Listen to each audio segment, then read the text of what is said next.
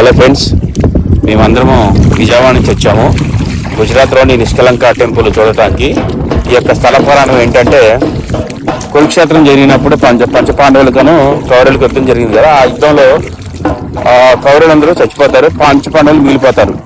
దానికి వాళ్ళ అన్నతమ్ముల మధ్య గొడవ జరిగిందని చెప్పేసి వాళ్ళు కుమిలిపోతూ ఉంటే, దానికి ప్రాయచిత్తం ఏంటని చెప్పేసి శ్రీకృష్ణుడి దగ్గరికి వెళ్తారు. అప్పుడు శ్రీకృష్ణుడు ఏం చెప్తారంటే, శివయ్యని పూజించండి, మీకు అతని మార్గం చూపిస్తారని చెప్తారు.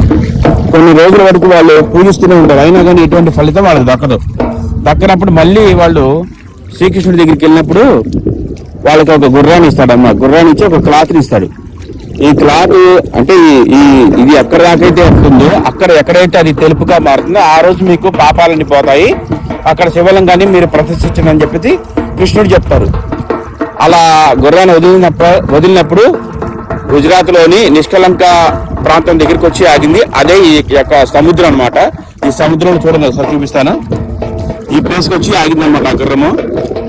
తర్వాత ఇక్కడే వాళ్ళు పంచపాండవులు ఐదు శివలింగాన్ని పూజించారు. అదే నిష్కలంక టెంపుల్ అనమాట. ఇది సముద్రంలో ఉంది. ప్రతిరోజు 2 సార్లు వాటర్ ముందుకు వస్తుంది, 2 సార్లు వెనక్కి వెళ్ళిపోతుంది అనమాట. 2 నుంచి 3 గంటల వరకే చూడడానికి అవకాశం ఉంటుంది. ఇది తిథి ప్రకారం జరుగుతుంది, ప్రతిరోజు 365 డేస్. ఇదొక అనుభూతి ఫ్రెండ్స్. ఇది చూడాలే కానీ చెప్పేది కాదు.